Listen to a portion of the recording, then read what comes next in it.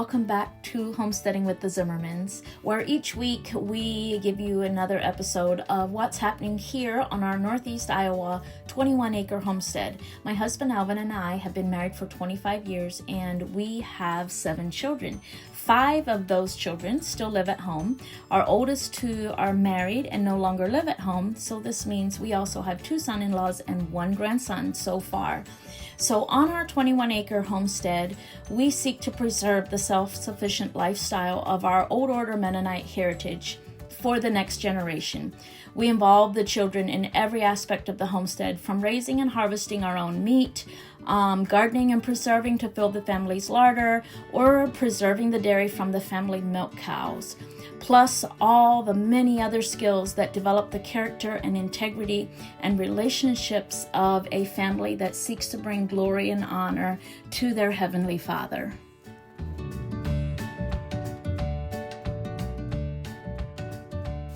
Before we dive into today's video of cleaning out our garden and putting the garden to bed and preserving our root crops, I want to talk a little bit about our sponsor for today's video. If you've been here, you've heard me talk about Backwoods Home and their sister magazine, Self-Reliance. They have created a webpage with a discount for you, and I will put that QR code right here and the link in the description so that no matter if you're watching on your big screen TV or on a device, you can have access to the discounted magazines.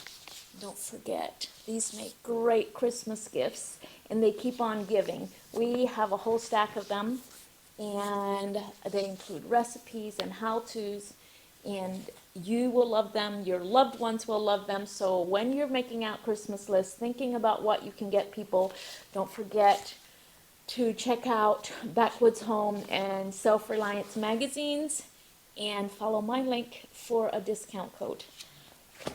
Okay, moving on to today's video. It is a busy and fun one.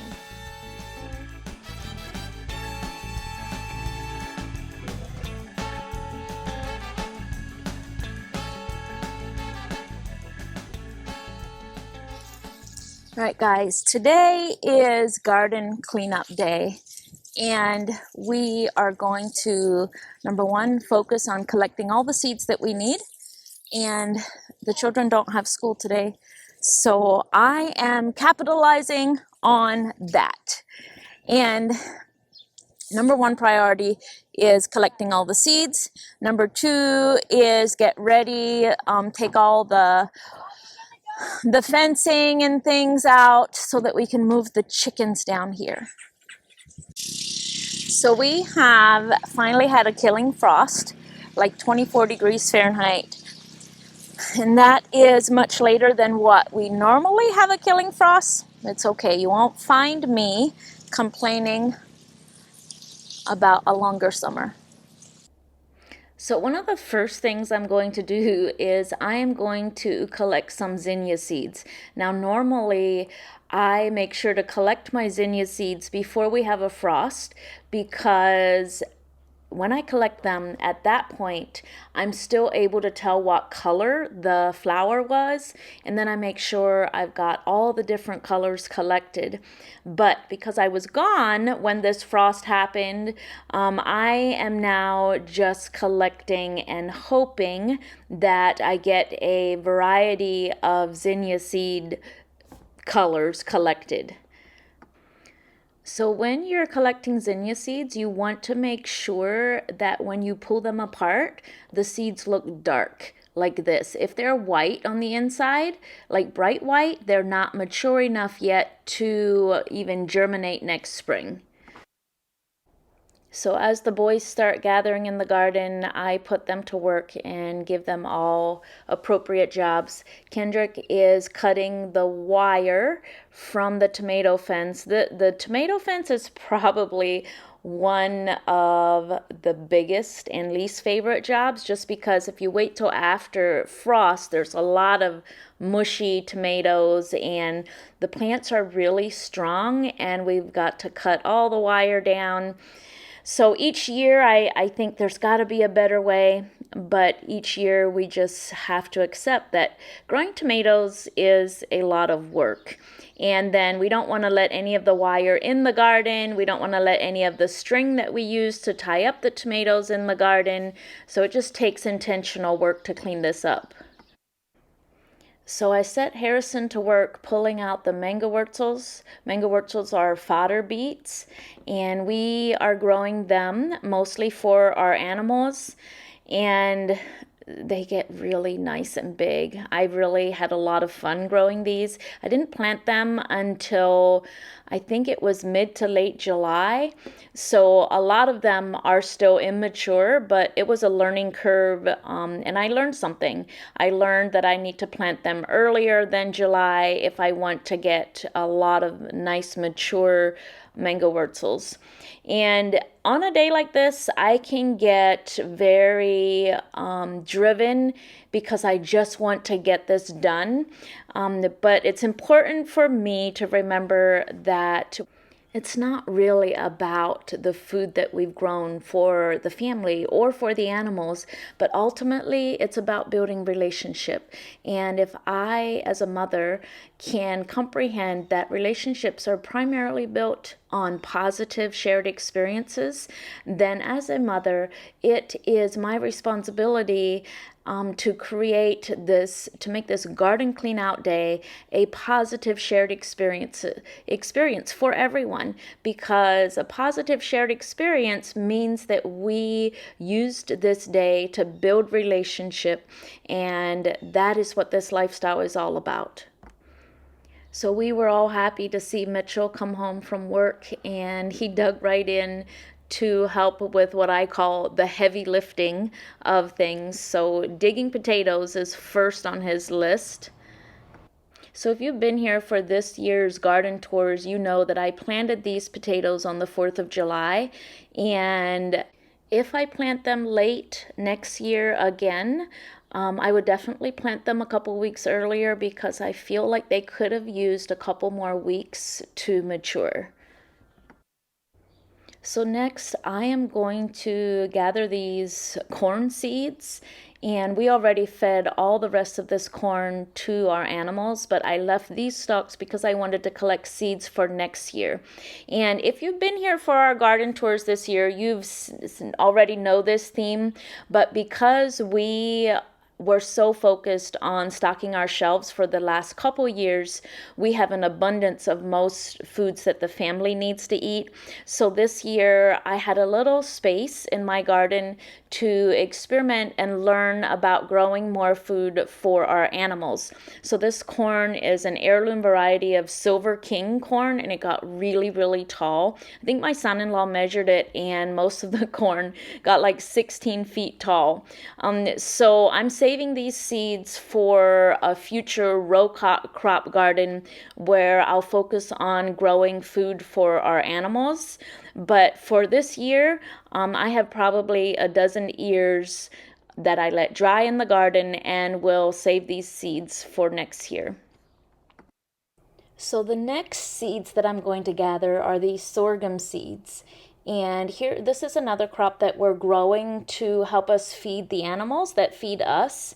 So when it's in its green state, the sorghum makes an excellent fodder for ruminants. So it would be chopped down when it's green to feed our cows. And sorghum is very drought resistant. So having these seeds and being able to grow sorghum in my future row crop garden that is for the animals means that even in dry years, when our pastures dry up, we would have some green fodder for the cows to eat. And then you can let some of it go to seed, like I've done here. And these seed heads are excellent feed for chickens and any other fowl that you're raising. So what I'm going to do with these is I am going to collect all the seeds because that's kind of the stage I'm in. I'm going to save enough seeds to plant a lot of sorghum next year or the following year whenever I get my row crop garden established. And the rest of the seeds I am going to give to our chickens throughout this winter.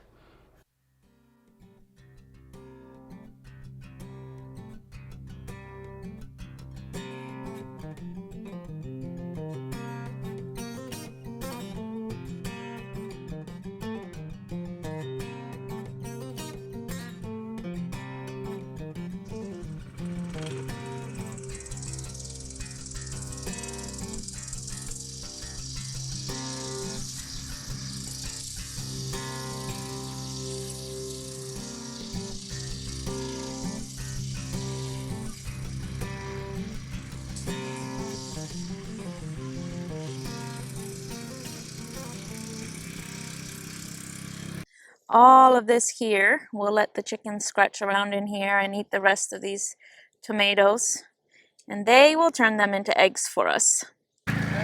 So next I'm going to collect all of these beans.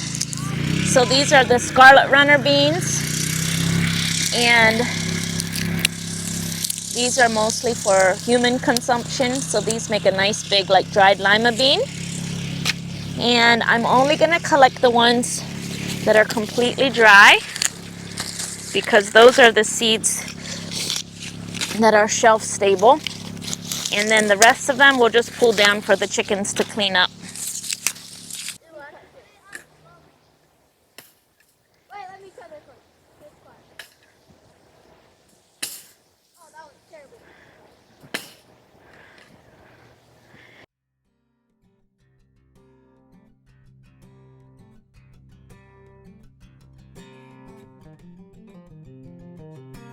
So are you picking up potatoes?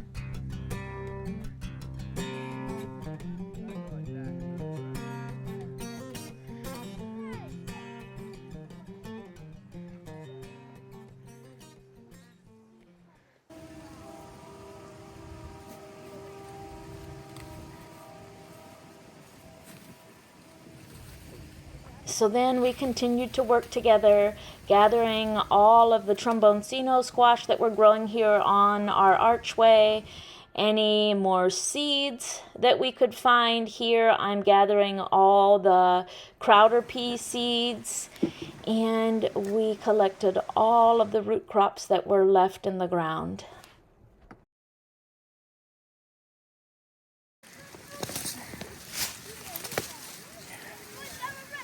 Wow, look at those.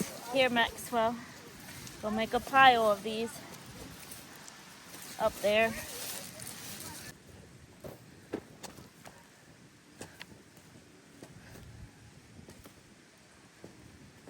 My camera.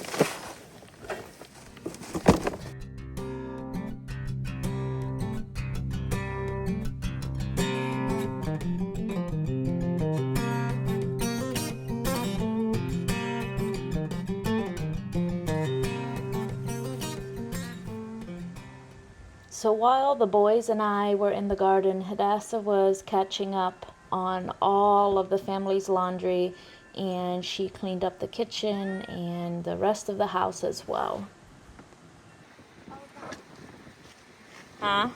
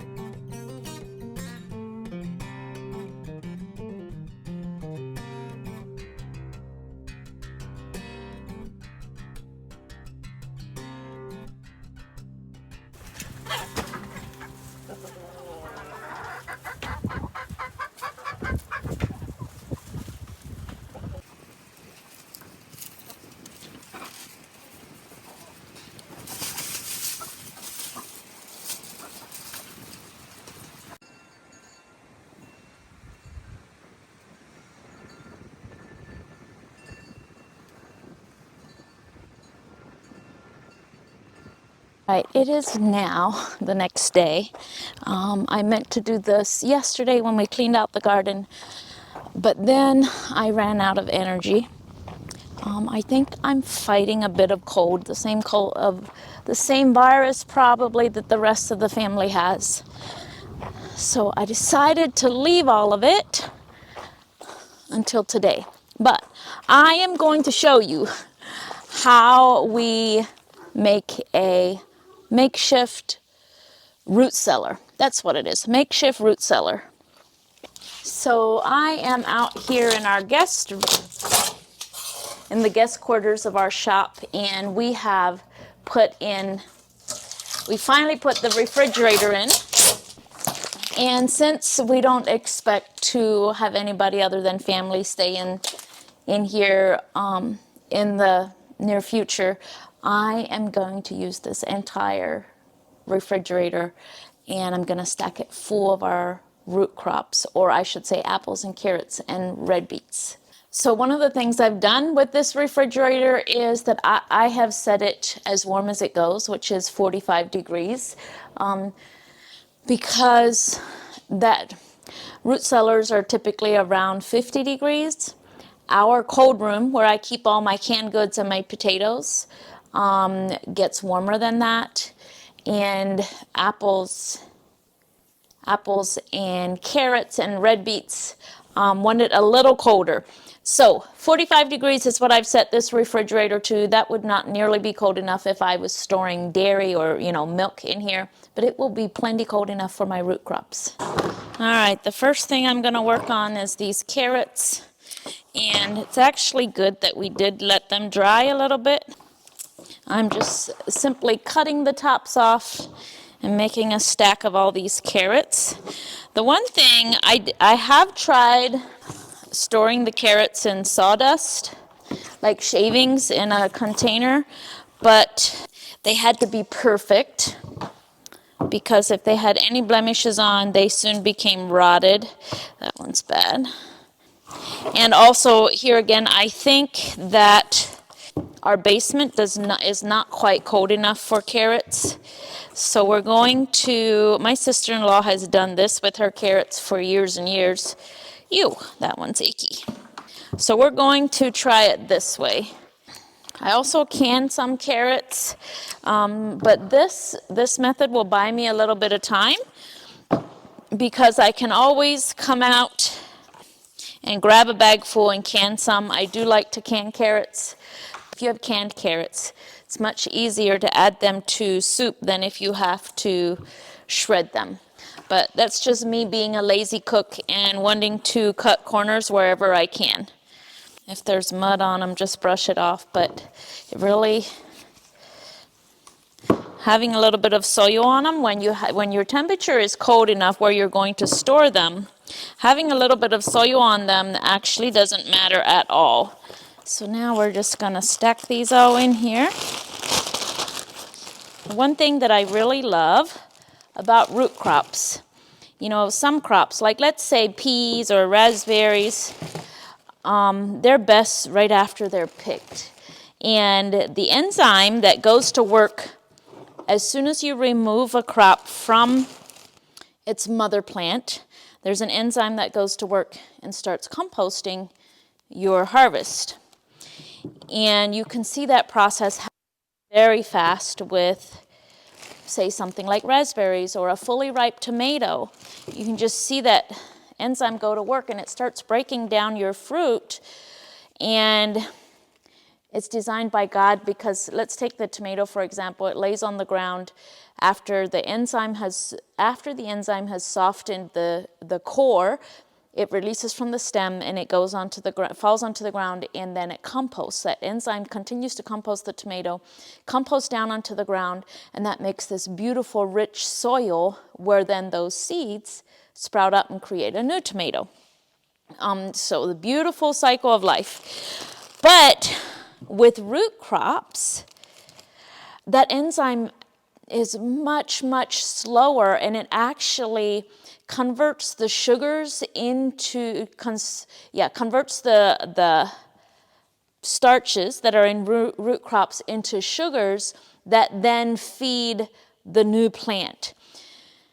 Because a carrot, if left in the ground, would sprout new plants off the side of this eventually. But the enzyme works much slower. And what that means for our root crops is they actually become sweeter with time. So these carrots right now would taste completely different than they will at Christmas time after the enzyme has converted some of the starches into sugar. They'll be much sweeter and milder come Christmas time. And also because we're going to keep them at like 45 degrees, the enzyme is going to react much more slowly. It's important to cut the stems off because the stems would break down and compost a lot faster, and then that would cause the carrots to compost too. So if you're growing a lot of root crops, it's a good idea to search for an extra refrigerator if you don't have a root cellar. And I also want to ferment some carrots, but this will keep them preserved until I'm ready to ferment them. And I come out here in the shop at the very least once a day when I do milking. So it won't mean much for me to grab some food out of this refrigerator. And I don't seal them up tightly. I leave a little bit of room for them to breathe. All right, there we go. There's the carrots' home. On to the red beets. All right, for the red beets, we are going to do the same thing. We're going to cut the tops off. And I know that you can eat red beet tops. We just don't really like red beet tops. So we are going to give them to the cows and the pigs. And I'm going to use these red beets to make some beet kvass, some fermented beet, you could say beet juice. We'll just give all of these to the pigs. And they will turn red beet tops into bacon for us. And we like bacon better than beet tops, so.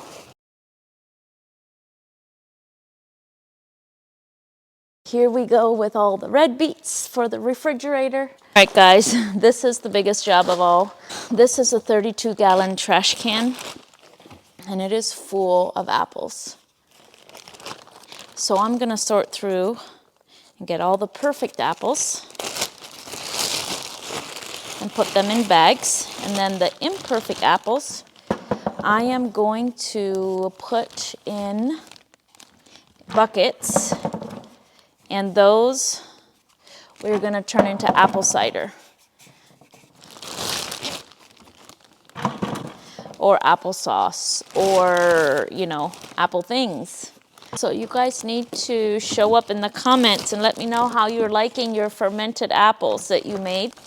All right, I'm going to call that one bag. My goal is to fill a bag up to the point where we can bring one bag at a time to the house.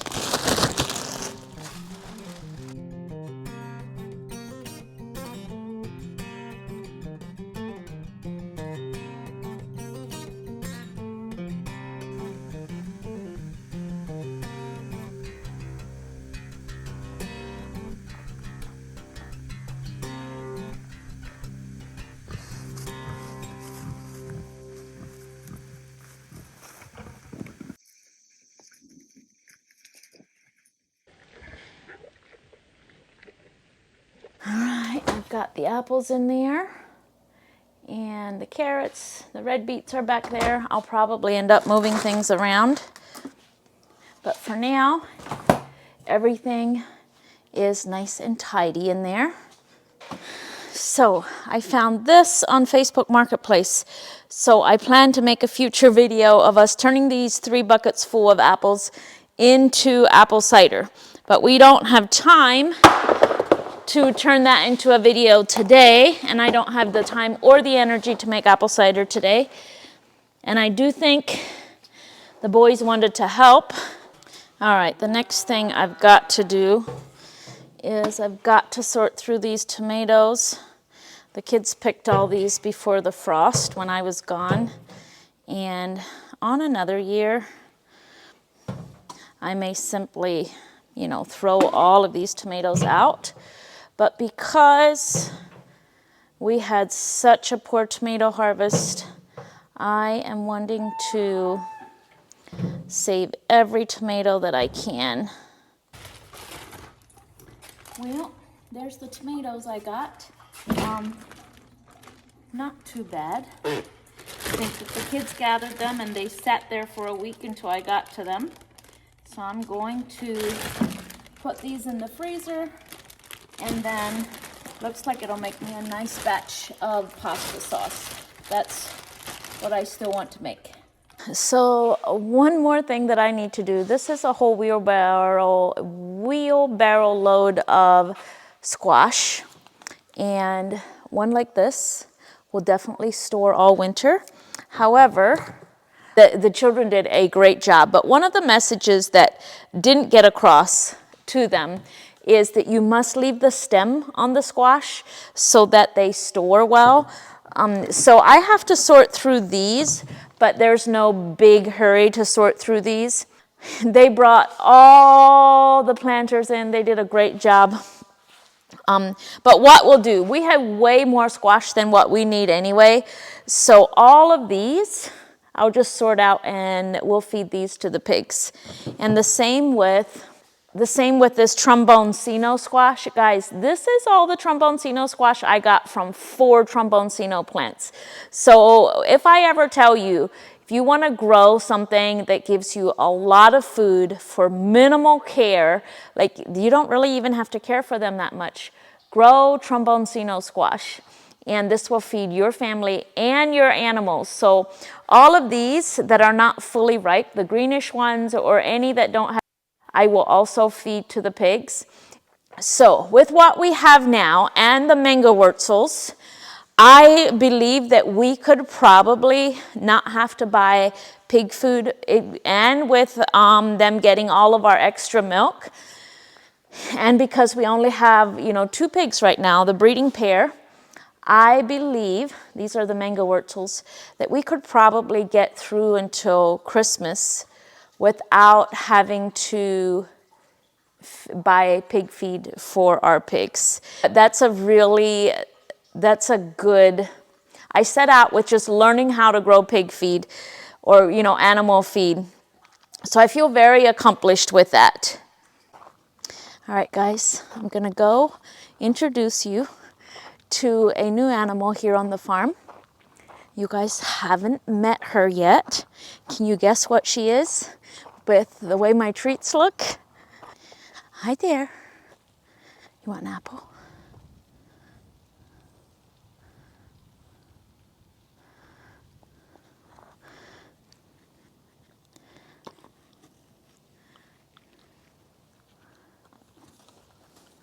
Oh, be nice. Oh, this is a carrot. You like this too?